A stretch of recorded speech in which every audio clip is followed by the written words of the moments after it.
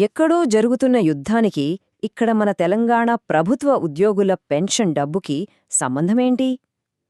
వినడానికి ఆశ్చర్యంగా ఉన్నా ఇదే నిజం. ఇటీవల వెలుగు న్యూస్ పేపర్లో వచ్చిన ఒక రిపోర్టు ప్రకారం మన ఉద్యోగుల రిటైర్మెంటు డబ్బులు భారీగా ఆవిరైపోయాయట. అసలు ఏం జరిగింది, ఆ వివరాలేంటో ఇప్పుడు చూద్దాం.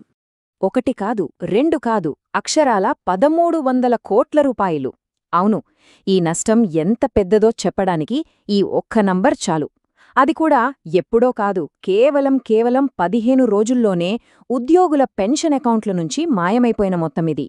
నిజంగా షాక్కి గురిచేసే విషయమే కదా. సో ఈ సమాచారమంతా ఎక్కడిది అని అనుకుంటున్నారా? ఇదిగో వెలుగు న్యూస్ పేపర్లో వచ్చిన ఈ ఆర్టికల్ ఆధారంగానే మనం మాట్లాడుకుంటున్నాం.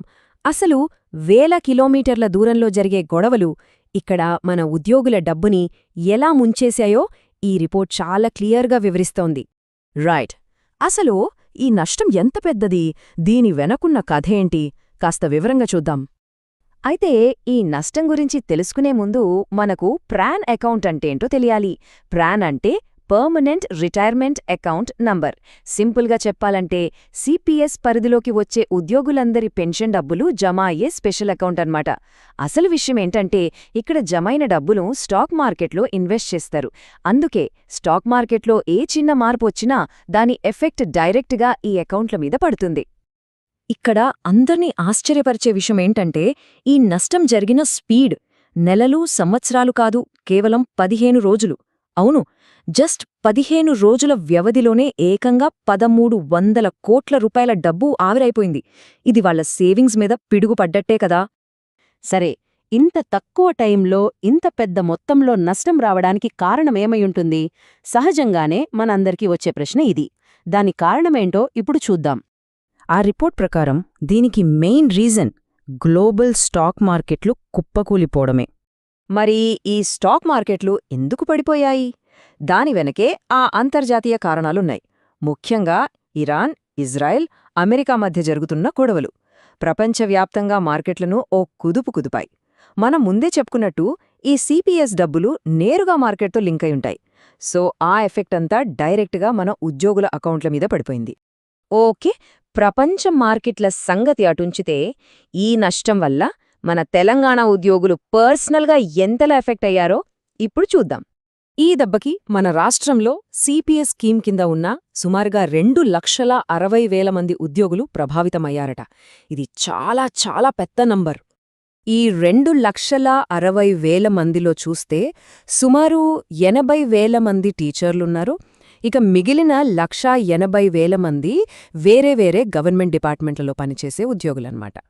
ఇక పర్సనల్గా ఒక్కొక్కరికి ఎంత నష్టం వచ్చిందో చూస్తే ఒక్కో ఉద్యోగి అకౌంట్లో యావరేజ్గా 40,000 రూపాయల నుంచి గరిష్టంగా 2 లక్షల రూపాయల వరకు కూడా నష్టపోయాలని ఆ రిపోర్ట్ చెప్తోంది. వాళ్ల కష్టార్జితం, రిటైర్మెంట్ కోసం దాచుకున్న డబ్బులో ఇంత పెద్ద మొత్తం కోల్పోవడమంటే అది చాలా పెద్ద దెబ్బే. ఇవన్నీ కేవలం మనం చెప్పుకుంటున్న నంబర్లు కావు. ఇదిగో ఇక్కడ పేపర్లో ప్రింటైన ఈ స్క్రీన్షాట్ చూడండి. ఇదొక ఉద్యోగి అకౌంట్లో ఉన్న పరిస్థితి.